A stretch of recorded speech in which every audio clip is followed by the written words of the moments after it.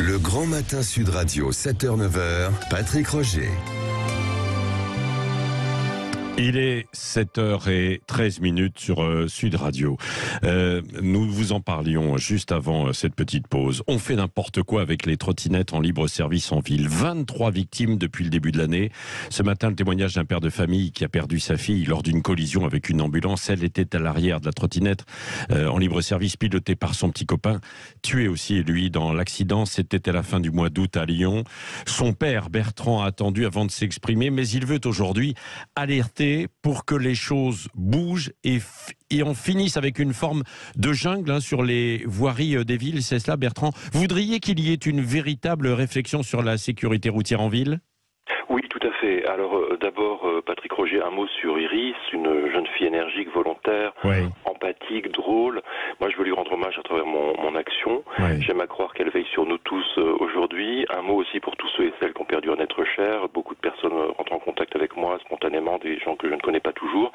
Et en cette période de fête, voilà, je veux leur dire que vous n'êtes pas seuls. Notre chagrin nous unit et nous rend sans doute plus aptes à comprendre la douleur des autres. Je pense aussi évidemment à mon fils, je pense aux amis d'Iris et je salue leur courage ce matin.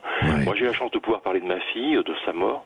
Et aujourd'hui, une seule question m'occupe effectivement: comment donner du sens au décès tragique de ma fille bien-aimée, qui a été fauchée, comme vous l'avez dit, à l'aube de ses 15 ans avec son petit ami Warren par une douce soirée d'été. Et comment collectivement on peut faire bouger les choses pour servir au mieux l'intérêt général, notamment celui des jeunes, des familles et des plus vulnérables.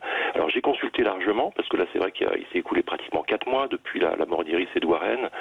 Donc j'ai consulté parents, ados, responsables associatifs, médecins traumatologues, acteurs du monde politique. J'ai lu des études, des statistiques, des articles. J'ai observé, écouté, puis moi je suis un cycliste urbain du quotidien. Et mon constat est sans appel, il y a vraiment des problèmes en fait. Et si on les prend pas à bras le corps, moi j'ai peur qu'on continue à compter les morts, qui sont des morts violentes, tragiques, prématurées souvent, qui frappent inutilement la conscience collective, endeuillent des familles, bouleversent des témoins, des quartiers, et puis au final le pays tout entier. Donc je pense que ça doit cesser effectivement. Et que ça ne peut cesser que si on a une politique volontariste de prévention et de protection des plus vulnérables.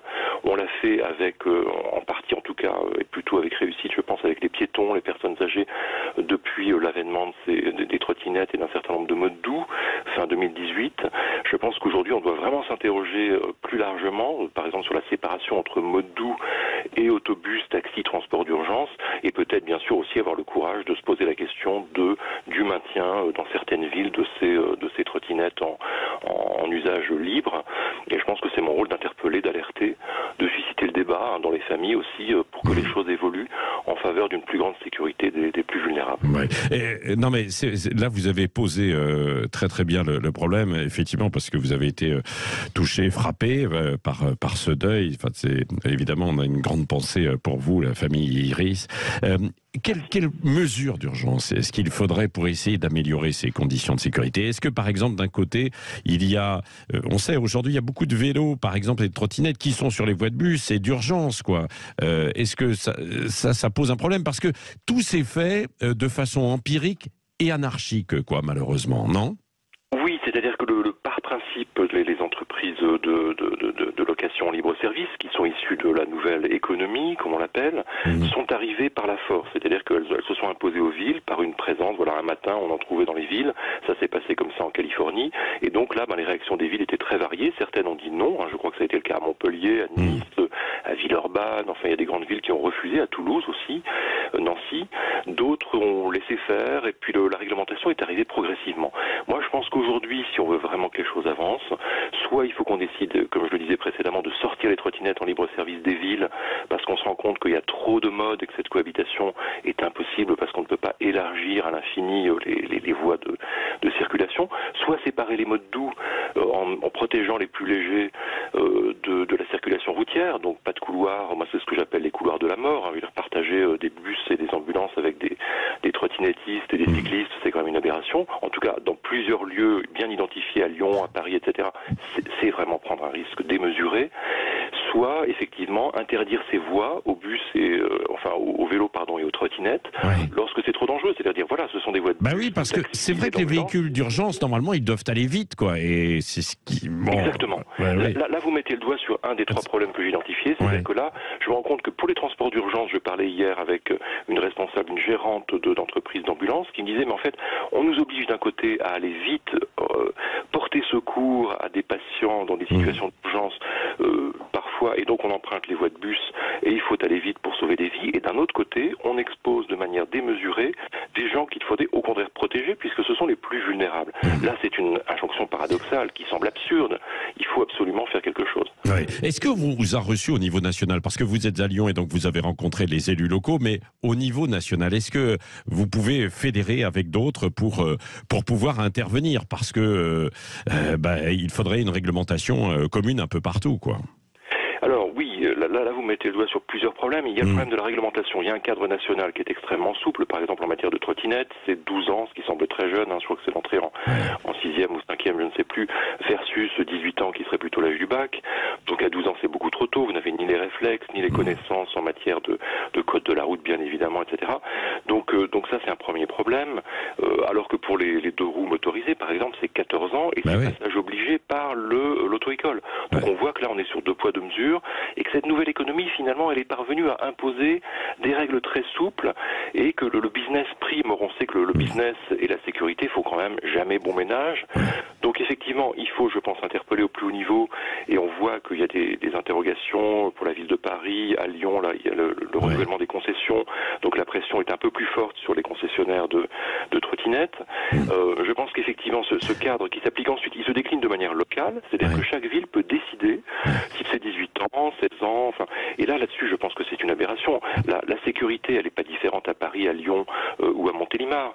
Si c'est 18 ans à Lyon, parce qu'on pense que c'est un moyen de protéger les adolescents, alors il faut que ce soit 18 ans partout, et que ça passe dans le cadre de la loi. Et actuellement, ça n'est pas le cas. Moi, je lis que notre ministre du Transport, Clément Beaune, s'interroge sur le fait de rendre obligatoire ce 18 ans par les systèmes de concession, d'inscription dans les concessions. Oui, mais après, il y a les trottinettes. Il y a les trottinettes privées, électriques aussi. Et là, finalement, le problème est quasiment identique, quoi. Alors, pas tout à fait, si je puis me permettre, Patrick Roger. En fait, les trottinettes électriques personnelles ont ceci de différent que d'abord, les usagers ne sont pas des usagers occasionnels, ne sont pas des usagers qui font du surf ou du vous voyez, de la glisse urbaine pour le plaisir. C'est pas de la location à la minute. Ils sont habitués à leur véhicule parce qu'ils n'en changent pas. Le poids varie. Que vous ayez une trottinette tiers qui pèse quand même 29 kilos, une trottinette DOT c'est 25. Enfin, ce ne sont pas les mêmes usages.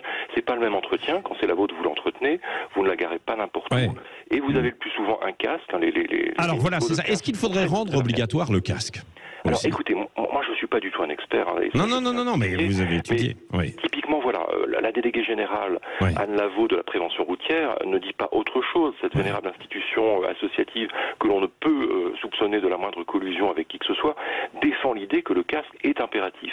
Quand vous regardez les publicités, notamment de Thiers, sur l'usage de la trottinette, vous faites Thiers mode d'emploi sur YouTube, vous avez une pub où on voit une jeune femme qui déploie un casque dans un petit caisson à l'avant de la trottinette. Oui, bien entendu, il faut que le casque soit rendu obligatoire. Et puis surtout, parce que le rendre obligatoire, en réalité, ça ne changera pas grand-chose, il faut que la loi soit appliquée. Alors, la loi est impopulaire. Moi, c'est vrai qu'on m'a parlé de problèmes d'acceptabilité sociale de la loi lorsque j'ai contacté l'adjoint de la déléguée interministérielle à la sécurité routière. Écoutez, à un moment, il va falloir qu'on choisisse entre l'acceptabilité sociale et le marketing politique, et de l'autre, la sécurité réelle des gens et notre manière de protéger, nous, adultes, les plus vulnérables, c'est-à-dire les jeunes que l'on attire prioritairement. Les campagnes sont ciblées largement sur les jeunes vers ces trottinettes en usage libre, dont c'est vrai l'accès est très très aisé. Merci beaucoup pour votre témoignage et toutes ces explications et la démarche, parce qu'on suivra, on suivra ce dossier pour voir comment ça évolue. Merci beaucoup d'avoir été avec nous en direct ce matin sur Sud Radio.